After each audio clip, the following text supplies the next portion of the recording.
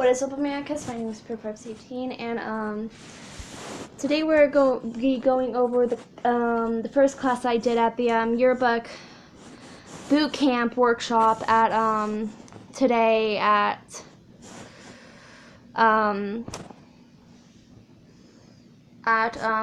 workshop that we went to at University of North Carolina today. Okay, so hold on. Oh, I don't like that. Okay, that's better. Yeah. I can't edit any of this out because I don't have very good editing software. Okay, so the first class was interviewing, as I said.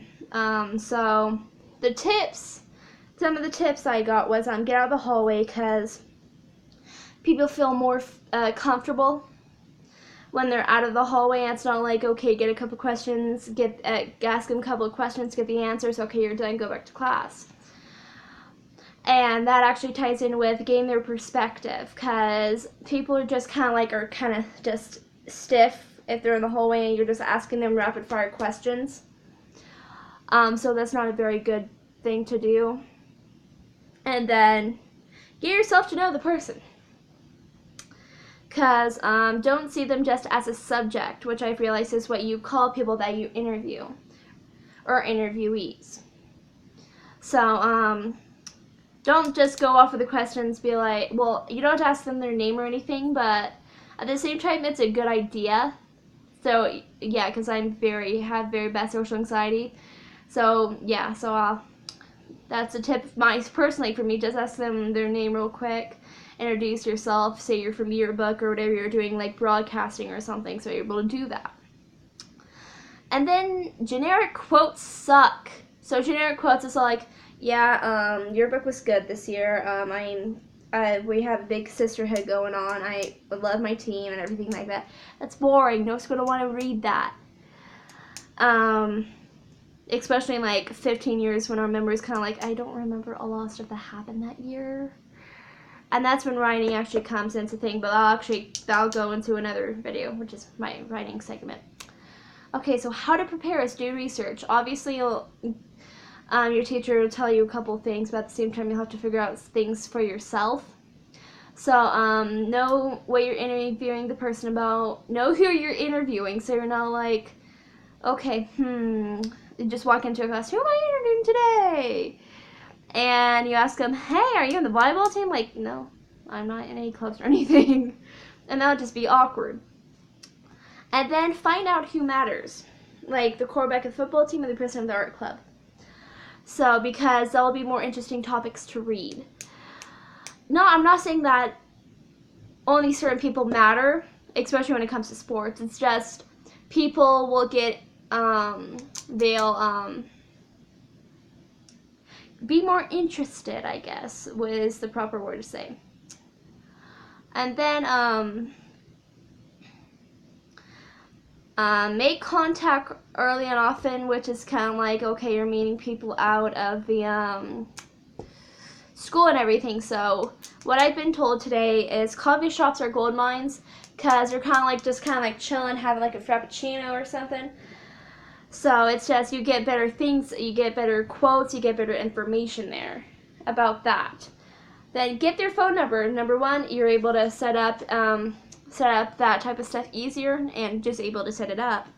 But plus you're able to interview them through like talking on the phone, but don't text, because it's just, that's where a lot of generic quotes come from. So don't do it. Then get people together in groups and you get better things.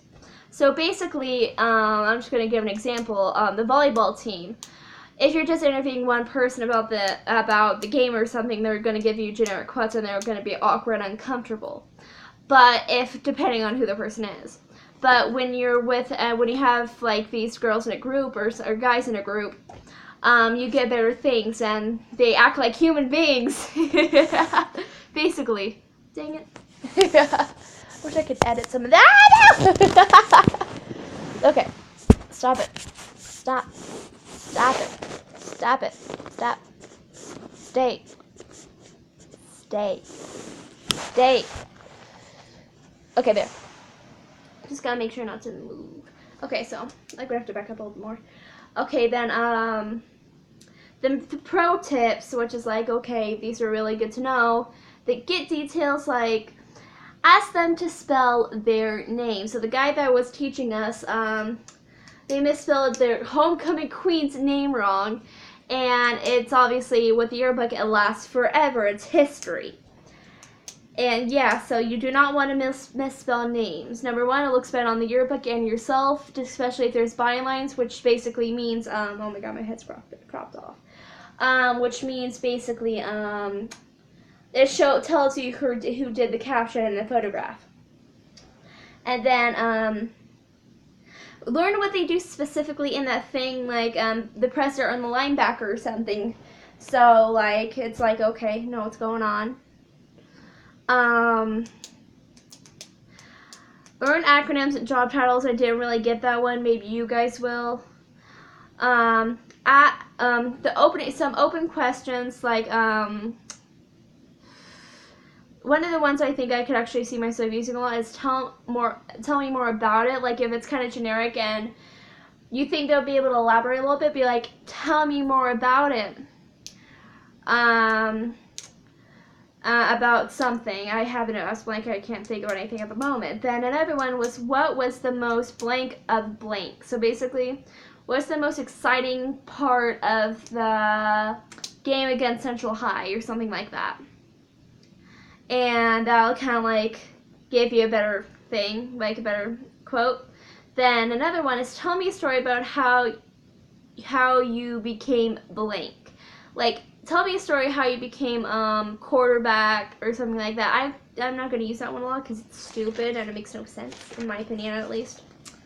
Then there's a couple stars I have. So you got it. When you write interview questions, be prepared to throw them away, because they're just questions, like something so you're not jumping in and be like, oh, I have nothing to ask you now. So just prepare to just throw them all away, because they're just building blocks. Ask follow-up questions like something more about it or something like that.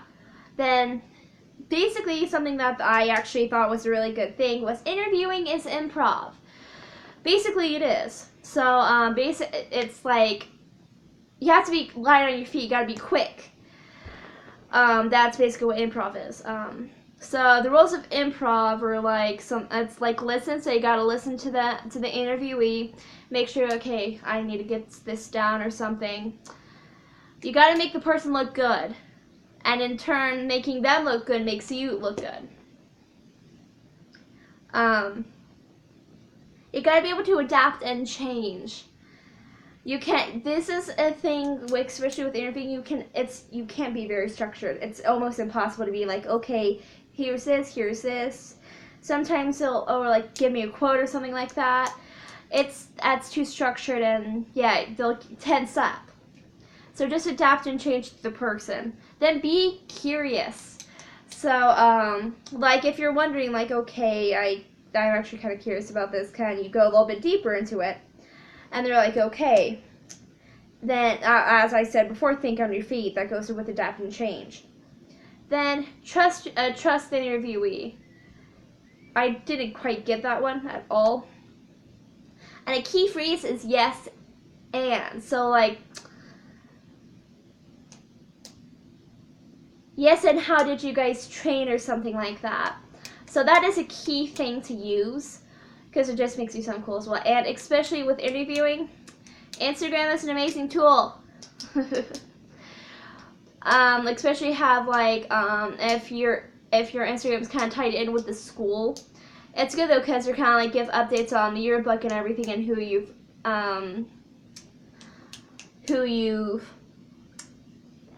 interviewed that day or something.